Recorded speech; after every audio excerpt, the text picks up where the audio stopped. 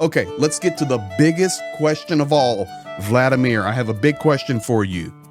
Have you ever made a mistake?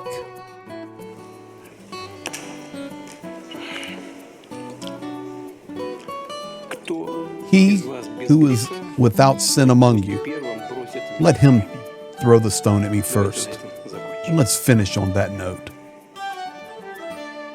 Greetings, everyone, and welcome. It is June the 18th, 11:30 p.m. Eastern Standard Time, 6:30 a.m. in Kyiv and Moscow, and you have not mistaken anything.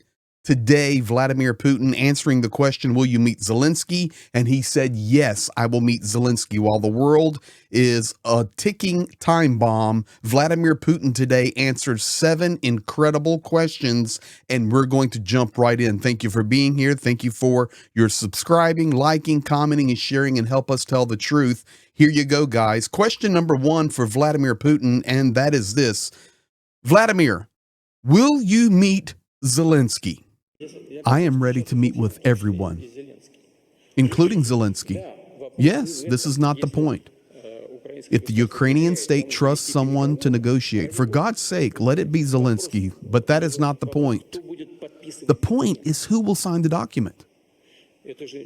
Listen, I didn't invent anything in the propaganda world. You can say anything about the legitimacy of the current authorities, but it is important for us when solving very serious questions and issues, not the propaganda component, but the legal one. According to the Constitution of Ukraine, the president of Ukraine is elected for 5 years. There is no way to extend that power. No way. Even in a military situation.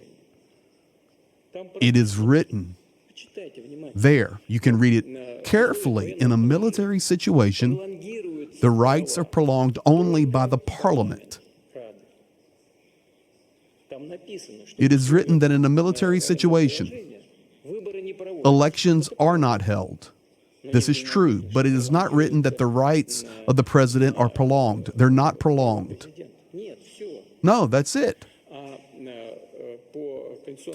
According to the Constitution, Ukraine is not a parliamentary and not a presidential republic, but a presidential parliamentary one. What does this mean? This means that all the bodies of power are formed by the president. Everyone believes that this is a democratic society. Well, this is how a state can be arranged, but everyone is appointed by the president, and all military leaders are appointed by the president. All ministers are appointed by the president, and all governors are appointed by the president. There is no choice. But if the first person is illegitimate, then the entire system of power becomes illegitimate. Why am I saying this? We do not care who is negotiating, even if it is the acting head of the regime. I am even ready to meet, but it is some kind of final stage or step. We can just sit there and indefinitely argue, but to put an end to it, the point is that the signature must be of the legitimate authorities. Otherwise, the next person will come and throw it all in the trash can. But you can't do that. We are solving serious issues. Therefore, I do not refuse this. Only a lot of work must be done. Yeah, so I'll happily meet Zelinsky. Now, let me explain to you, this is the Ukrainian Constitution, and it's all illegitimate. So, I'll meet with him, but there's nobody to sign with, because he's just a dictator. He appoints everything, and, if he's illegitimate, the whole thing is illegitimate. Okay, Vladimir, let's go to question number 2. What is your opinion of Ukrainian mobilization? The losses of Ukraine exceed their level of mobilization. That's it. What's next? Okay. Mobilization. Okay. What's your opinion on the front lines of the battles there that your nation is invading against Ukraine? The Russian armed forces have a strategic advantage on all the fronts, on all of them. No matter what anybody says, our troops are advancing along the entire line of combat and contact. Okay, Vladimir, so you'll meet Zelinsky, but he's illegitimate. The whole government is a sham, and it's a regime. The mobilization is a failure, and you're demolishing them everywhere on the front lines. Okay, let's change topics. Vova, what are your thoughts on Germany? Maybe some tourists coming in, Matters giving strong statements against your invasion and your war and your genocide in Ukraine. What's your thoughts on Matters and EU and those guys over there? The mediator must be neutral, because when on the battlefield we see German tanks, Leopards, and now we are talking and looking at the fact that the Federal Republic of Germany is thinking about supplying Taurus missiles that will attack on Russian territory using not only the equipment, but also using the officers of the Bundeswehr. These are, of course, very big questions, and everyone is well aware that if this happens, it will not affect the course of hostilities. This is out of the question. But our relationships will be completely ruined, and therefore we consider the Federal Republic of Germany, as well as many other European countries, not as a neutral state, but as a side that supports Ukraine. And in some case, perhaps, as an accomplice to these hostilities. But don't worry, NATO, you're safe. We're never going to invade anybody else. You know, listen, mediators got to be neutral. Maybe we can have, I don't know, Kim Jong-un come negotiate.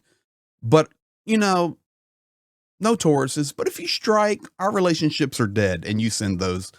Well, now that I think about it, y'all aren't neutral. You guys are accomplices attacking us. Okay, let's switch gears, Vladimir. Right now, Donald Trump is considering dropping bunker buster bombs in Iran. We know that Russia and Iran have a good relationship. Shaheeds, technology sharing. You're helping them build nuclear power in Iran. What's your thoughts on Iran tonight? The underground missile factories exist in Iran, but nothing has happened to them. And in this regard, it seems to me that it would be right for all of us to look for ways to end the hostilities. The level of trust between our countries is quite high. We have a very good relationship with Iran. We could continue this work and ensure their interest in this area. Great. Germany, you're out. Europe, you're out. You're complicit. Yes, everything's good with Trump because I've got him. I'm sitting in the White House. Yeah, and listen, Iran, great people. Great people there. We're deeply connected with them. Everything's good. Okay, Vladimir, let's change gears again. What about China? Are you partnering with China, working with China? Because now you've admitted you and Iran are tight, and Germany's out, and Europe's out, and Ukraine's out, and Zelinsky's out. Iran's in, Rocket Boy's in, Kim Jong-un. What about Xi in China? Are you doing stuff with China?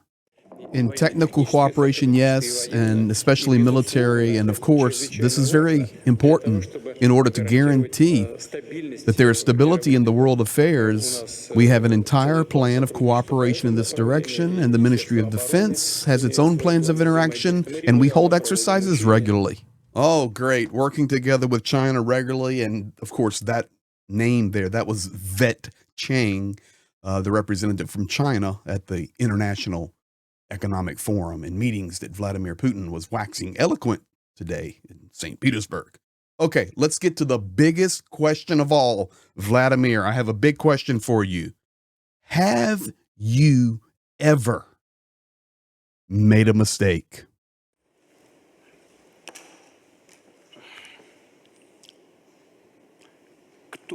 He who is without sin among you, let him throw the stone at me first. And let's finish on that note. Holy moly. You are now informed. At the statements and the thoughts on the interview with Vladimir Putin late tonight, early in the morning there. And yes, translated very accurately, put a lot of time in it for you guys today. That's what he thinks. See you tomorrow.